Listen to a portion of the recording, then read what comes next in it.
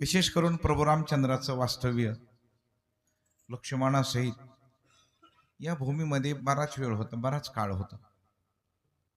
म्हणून भगवान परमात्मा ज्या वेळेला अयोध्येवरून आले तीर्थयात्रेच्या निमित्ताने, त्यावेळेला ते या भूमीमध्ये आले. अगोदर हे परळीचं प्रवेशद्वार आहे. हे गुरुजी ज्याला परळी पंचकृषी म्हणून, पंचकृषी प्रत्येक तीर्थक्षेत्राला ही पंचकृषी असते. आळंदीला सुद्धा पंचकृषी आहे. आळंदीला सुद्धा इंद्र येऊनी भूमिशी याग संपादिले अहर्निशी आणि इंद्रायणी इंदो ऋषी पंचकृषी त्यापासून धन्य धन्य धरास्थळी जो या ते दृष्टीने न्याहाळी. त्या न्यायाने ही परळी पंचकृषी. आणि परळी पंचकृषीतलं हे पूर्वेचं द्वार म्हणून अख्ख्या पुराणामध्ये, शास्त्रामध्ये आणि शिव महापुराणामध्ये सुद्धा परळी पंचकृषीचं पूर्वद्वार म्हणजे आपली ही तपोवनभूमी आहे. असे 4 द्वार आहेत. 4 द्वार. उत्तरेचं द्वार शेळगाव महाविष्णू, त्याचं खरं नाव आहे शिलाग्राम, पण त्याचं झालं पुन्हा शेळगाव, कारण शिला आहे तिथं त्या ठिकाणी, मग ते शेळगाव झालं. त्याच्यानंतर उत्तराभिमुख हे झाले. दक्षिणाभिमुख महाराज सोमेश्वर बाबा आहे तिकडं दक्षिणाभिमुख. आणि आपलं पश्चिममुख धर्मपुरी बाबा तिथं सुद्धा मन्नाथ म्हणून एक, मन्नाथ म्हणून त्याला म्हणायचं मनसिद्धनाथ, अशी ही शिवलिंग आहेत. आणि त्याच्यापैकी आपलं हे रामनाथ बाबाचं शिवलिंग. आणि स्वतः तुम्हाला मागही सांगितलं ना, आजही सांगून टाकतो एकदा, की ह्या शिवलिंगाला आम्ही कुणीच बसवलं नाही. या शिवलिंगाची स्थापना स्वतः प्रभू रामचंद्राने केलेली रामनाथ बाबाची. त्याचे तुम्हाला हजारो पुरावे आहेत. आपल्याकडे ग्रंथ आहेत. अहंकारानं सुद्धा बोलत नाही किंवा गर्वानं सुद्धा बोलत नाही मी आपण. आणि अहंकार धरून तुमच्या पुढे उपयोगच काय? अहंकारानं बोलणं काय उपयोग आहे? पण सत्य स्वीकारायची गरज आहे का काळाची. आता लोकांचं काय झालं, सत्याचा स्वीकारच नको वाटतो महाराज. असत्याच्या मागं चाललेली सगळं जग. पण आपण जेवढं आपल्याला माहित आहे तेवढं खरं सांगावं आणि माहीत नसलेल्याबद्दल बोलू नये. आणि आजकाल व्यवहार काय, माहिती ते सांगणारच नाहीत आणि ज्याच्याबद्दल माहिती नाही त्याच्याबद्दल 2 तास बोलल्याशिवाय राहणार नाही. त्यानं काय होतं, आपण तर आज्ञेने आहोत हे सिद्धही होतं, पण अख्खं जग आज्ञेने व्हायला लागलं. ह्याचं काय करायचं नेमकं आता? विठाल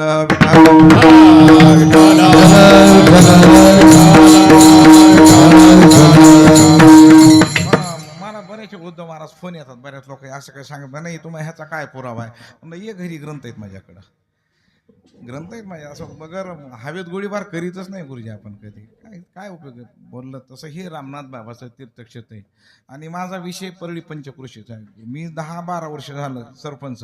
तुम्ही एकदा 2दा-3दा आले होते का नाही? हे एकदा आले मला भेटायला. म्हणजे ह्याचं खरं सांगा. म्हणलं मी तोंडानं काहीच बोलत, तुम्हाला पुरावेच घेऊन येतो महाराज. ती बी 4 तास घेतले सरपंचाने. किती तास? 4 तास. एक ना एक उभी काढू दिली तुम्हाला. बरोबर आहे? हो म्हणा. ह्याला वाटायचं का पाहणाले महाराज काय का? त्याचं कारण काय? पण आपल्या कधी बाबा आपल्या दैवताबद्दल आणि आपल्या तीर्थक्षेत्राबद्दल आपल्याला गर्व असणं गरजेचं आहे. असू द्या, कीर्तन तर रोजच ऐकत होतं आपण, पण आपलं तीर्थक्षेत्र का ऐकायचं महाराज? ह्याची माहिती का ऐकायची?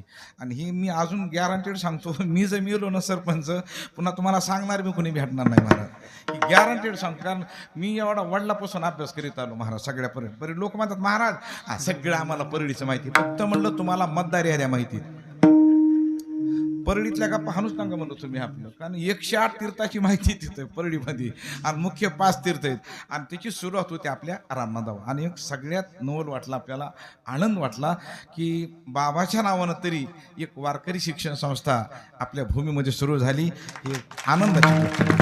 आपल्या बाबाचं नाव आलं ना महाराज याच्यामध्ये, अख्ख्या जगामध्ये नाव गाजलं महाराज. आणि खरंच नाव असं काहीतरी करावं की आता खरंच गुरुनाम गुरुवरी आदरणीय वंदनीय प्रातस्मरणीय आमचे केशव गुरुजी महाराज. खरंच बाबाच्या हातामध्ये प्रासादिकता आहे महाराज.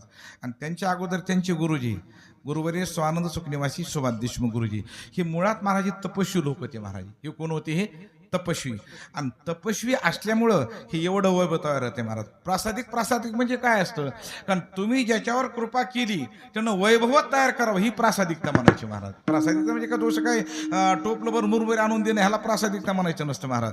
कारण आपल्या ह्यानं हे एवढं वैभव तयार झालं, आणि ही वैभव तयार होणं ह्याला बी पाहिजे गुरुनिष्ठा. याला काय पाहिजे बघा तुम्ही, ज्ञानोबाराचे शब्द कसे हरिपाठामधले.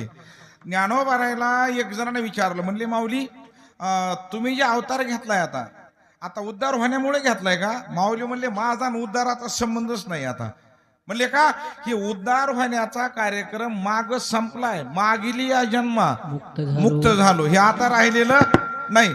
तरी माऊलीला पुन्हा वाटलं मी मागिल्या जन्मा मुक्त झालो, याचा अर्थ माझ्या सद्गुरूला मी कमी लेखलं, माझ्या सद्गुरूबद्दल थोडं मी टाकून बोलल्यासारखं वाटलं महाराज. आणि पुन्हा माऊलीनं सांगितलं ज्ञानदेव म्हणे तरलो तरलो, आणि आता उद्धरलो गुरुकृपे. परमार्थामध्ये गुरुनिष्ठा पाहिजे, गुरुनिष्ठा. गुरु हा संत कुळीचा राजा, गुरु हा संत कुळीचा राजा, गुरु हा संत कुळीचा राजा, गुरु हा संत कुळीचा राजा. गुरु हा प्राण विसावा माझा, गुरु हा प्राण विसावा माझा.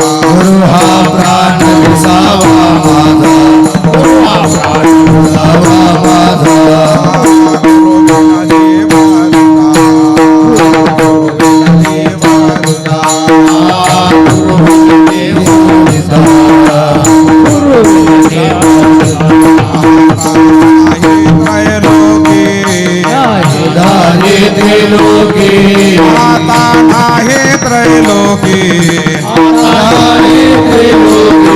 गुरु हा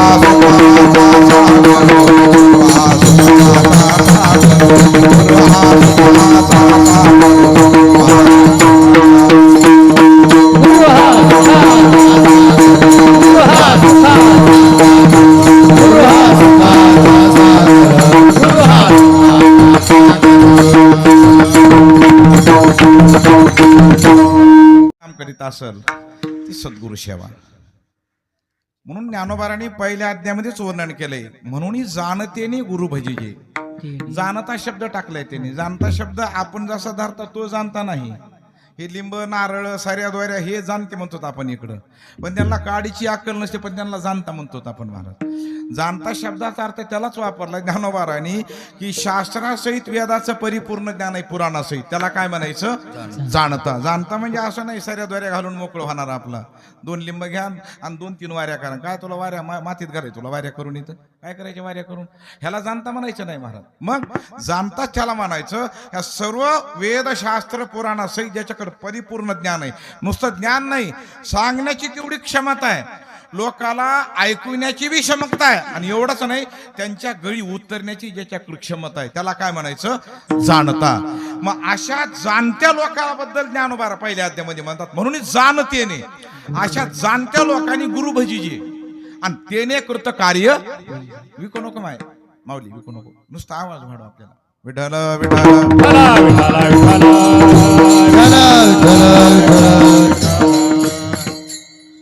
गुरुजी अजून बी जुन्या प्रमाणावर चलतो महाराज. विको वगैरे असं काही वाढतच नाही. काही काही माणसं बी हा वाढव, हा पाकिट वाढलं एवढं खरं आहे. पण काय गुरुजी पाकिट वाढलं, पण 2-3 ऑपरेशनात बोला पुंडलिकच झालं सगळं.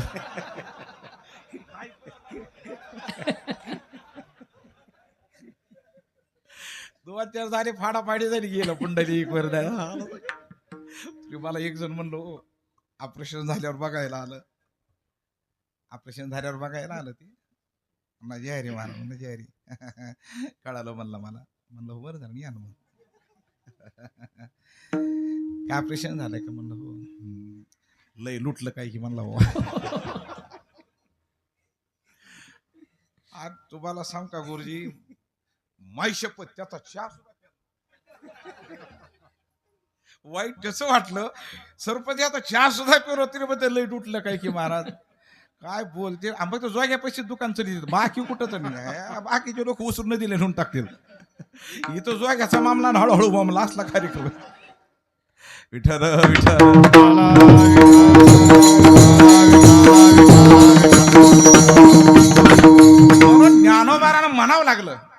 की माझ्या गुरु महाराजामुळे मला इथपर्यंत आलोय मी. बघा तुम्ही हरिपाठातलं शेवटचा तुकडा किती गोड आहे महाराज माऊलीचा. हा ज्या ज्या वेळेला ज्ञानोबारांनी जगाला सांगण्याचं काम केलं त्याच वेळेला गुरु या पदाला पुढे केलेले महाराज. गुरु या पदाला निवृत्तीने दिदली माझी हाती. हे कुणी दिले मला भांडवल? माझ्या गुरु महाराजांनी दिले मला. ह्याला प्रमाण काय? माऊली म्हणतात ह्याला फक्त माझ्या गुरु महाराजाचं ज्ञान प्रमाण आहे. आणि ही एवढं सांगण्यासाठी शेवटचं चरण तयार केलं, ज्ञानदेवा प्रमाण. ज्ञानदेवा काय? हे प्रमाण आहे. कोणतं? माझ्या निवृत्ती नात्याने मला काय दिलंय? ज्ञान दिलं. हे ज्ञानच प्रमाण आहे माझ्यासाठी. आणि हे ज्ञान प्रमाण असल्यामुळं माझी अवस्था जर पुढली बघायची असेल तर समाधी संजीवन आहे. मग ज्ञानाच्या नंतर काय आहे? समाधी आहे. मग ही ज्ञान जे माझ्याकडे दिले, कुणी दिले? माझ्या गुरु महाराजांनी. याला प्रमाण माझे गुरु महाराजच प्रमाण आहे. इतकं ज्ञानोबा बघा, एकही अध्याय असा नाही ज्ञानोबा ज्ञानेश्वरी मधला की ज्या अध्यायामध्ये गुरूंचं वर्णन नाही. प्रत्येक अध्याय बघा तुम्ही, प्रत्येक अध्यायामध्ये गुरु महाराजांचं वर्णन आहे. इतकी ताकद आमच्या ज्ञानोबाराईकडे महाराज. म्हणजे ज्ञानोबारा ही गुरुनिष्ठा आहे. आणि गुरुनिष्ठा ज्याच्याकडे त्याचाच परमार्थ परिपक्व आहे महाराज, त्याचाच परमार्थ. आणि गुरुनिष्ठा या गुरु भजनी ढिला माऊलीचे शब्द आहेत. गुरु आहेत पण त्याच्या भजनामध्ये ढिला आहे. माऊली म्हणले कधीच परिपूर्ण होणार नाही. नाही नाही नाही, कारण पाठांतर बी असावं, स्वराची माहिती असावी, रागाची माहिती असावी, मग त्यांच्या गायनात आनंद आहे. आपल्याकडे काय बऱ्याच वेळेला पाठांतर भरपूर आहे पण स्वराचं त्यांचं जन्मापासून वाकडं. मरेपर्यंत त्यांची स्वराची कधीच भेट झाली नाही. त्याचा ताण तुम्हाला जास्त येतो. बेताल लोक आणि बेस्वर लोक जर धरायची म्हणलं, महाराज 2 तास चालायचे ना महाराज. ते 2 तास आमचे गुरुवर्य स्वानंदचे कोणाशी लटपटी बाबा सांगायचे. ते म्हणायचे बेताल लोकांपेक्षा 2 ड्रग घेऊन झोपलेलं बरं म्हणायचे. ते डोसक्याला ताणच नको म्हणायची बाबाला. त्यांना कुठं गेलं मी बऱ्याच वेळ सगळं जायचं ना तिथं रुपावळीचं बेसुरात ऐकण्यात आले का नाही. हा फिरवा गाडी म्हणली. आता म्हणलं कीर्तन नाही नाही आता कीर्तन करायची इथं जागाच नाही म्हणली. आता का? आणि ह्याच्यातच कळालं त्यांचं काय आहे. ते इतकं तंतोतंत जीवन होतं महाराज. त्याला गुरुनिष्ठा होती महाराज. आमच्या गुरुजीची गुरुनिष्ठा चलत. मी रोज सांगतो इतर, पण आज गुरुजी समोर सांगण्याचा योग आला. गुरुजींनी संस्था टाकली डिंबा गणेशला. मी बऱ्याच वेळेला गेलो त्यांच्याकडे. तिथं मी जायचं द्यायचं नाही पण जीवन यायचं मी सुद्धा तिथं जाऊन. आपलं त्यांनी म्हणजे जाऊ द्या मला एकजुगी सांभाळ, आम्हाला बी एवढी अडचण नाही. जायचं जीवन यायचं. मी द्यायचं तर काही नाही, यायचं. साधारण होतं तेवढं, काय बांधकाम नव्हतं काही नव्हतं. पण विशेष का सांगायलो? गुरुनिष्ठेबद्दल सांगायलो आणि त्याच्याबद्दल गुरुजीचं कौतुक करावं लागेल. त्यावेळेस नेमकं स्वानंद किंवा सुभाष देशमुख गुरुजी गेली तिथं. म्हणजे आज केशवकडे जायचे म्हणल्या, माझ्यापासूनच घेतली इथूनच. म्हणजे आज केशवकडे जायचे म्हणले जोगी महाराज. म्हणलं हो गुरुजी या. मग नाही म्हणले आज मुक्कामच करून येणार. म्हणजे आज काही येणार नाही परत. एसटीने येत होते. गुरुजी आले तिथं मुक्काम केला पण संस्थेत झोपले. आणि ह्यांना गावात जायचं होतं ना त्यावेळेस सकाळी उठल्यावर. तर त्यावेळेला केशव गुरुजीकडे गाडी होती एक मोटरसायकल. तिला 118 किक मारल्यावर चालू व्हायची. ती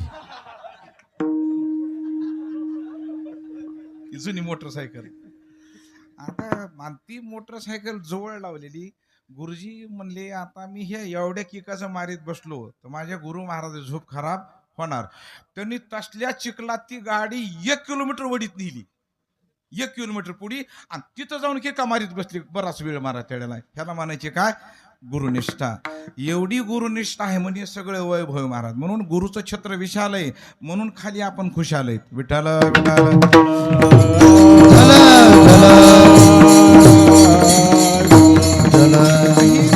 गुरुनिष्ठा जी आहे परमार्थामध्ये पोषक आहे. अभंग कालाचा प्रसंग आहे. माझ्या लक्षात आज आपल्याला